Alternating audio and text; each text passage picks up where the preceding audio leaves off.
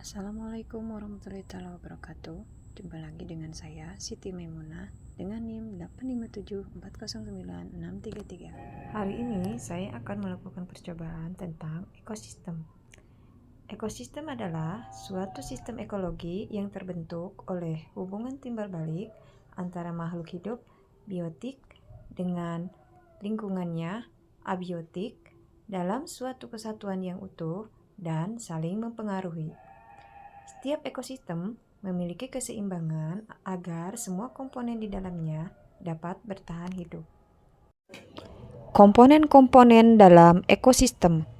Ekosistem terdiri dari dua komponen utama. Yang pertama, komponen biotik atau makhluk hidup.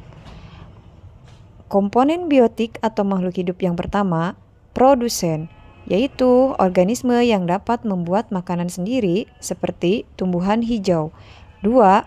Konsumen, organisme yang memperoleh energi dengan memakan organisme lain, misalnya hewan.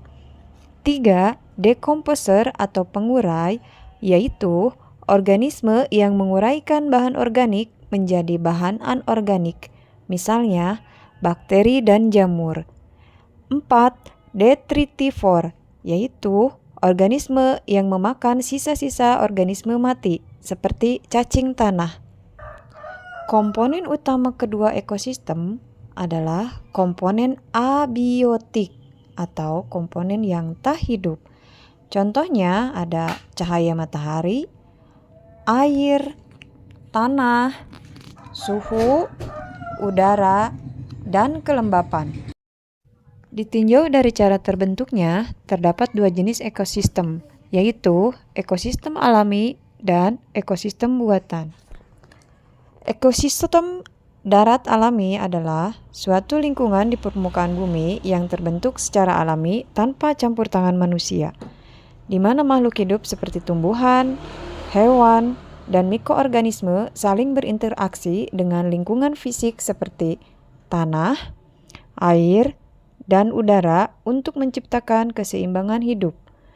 Contoh ekosistem darat alami, hutan, padang rumput, gurun, dan sungai. Ekosistem darat buatan adalah ekosistem yang dibuat atau dikelola oleh manusia untuk tujuan tertentu. Contohnya, sawah. Sawah adalah ekosistem yang dikelola untuk menanam padi. Perkebunan adalah lahan yang ditanami tanaman tertentu seperti teh, kopi, atau kelapa sawit. Ada hutan produksi, yaitu hutan yang ditanam dan diatur untuk menghasilkan kayu atau produk hutan lainnya. Terakhir, taman kota, yaitu ruang hijau yang dikelola di lingkungan perkotaan. Untuk alat dan bahan, ada alat tulis, tabel pengamatan, handphone, dan lingkungan sekitar. Ekosistem darat alami yang saya temukan di tempat tinggal saya adalah sungai. Untuk komponen abiotiknya, cahaya matahari, keadaannya agak mendung dan cerah sesekali. Suhu sekitar 30 derajat Celcius, air sedikit keruh, udara sedang. Untuk komponen biotik yang saya temukan di sekitaran sungai, yang pertama, alga hijau, bunga bakung, hanjeli, talas, dan bunga pacing. Jenis hewan yang saya temukan di sekitaran sungai adalah yang pertama, ikan kecil, keong sawah, kepik emas, kepiting, dan keong mas. Ekosistem darat buatan yang saya temukan di lingkungan tempat tinggal saya adalah kebun. Untuk komponen abiotiknya, cahaya matahari cerah sesekali mendung, suhu 32 derajat Celcius, air menggenang dan meresap ke tanah, udara segar, tanah subur dan gembur. Jenis tumbuhan yang saya temukan di sekitaran kebun ada pohon kecapi, pohon kopi, pohon pisang, pohon kelapa, dan pohon singkong. Di kebun juga saya menemukan jamur sebagai decomposer. Untuk jenis hewan-hewan yang ada di sekitaran kebun, yang pertama ada hewan semut,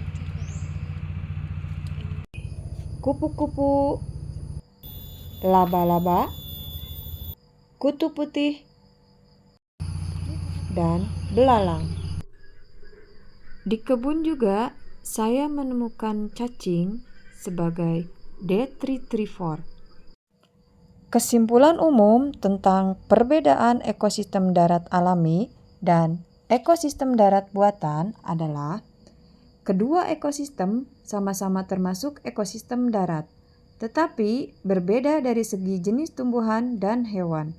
Ekosistem pertama didominasi oleh tumbuhan air atau tumbuhan yang hidup di lahan basah, sedangkan ekosistem kedua berisi tumbuhan darat seperti pohon kelapa, pisang, dan kopi yang tumbuh di lahan kering.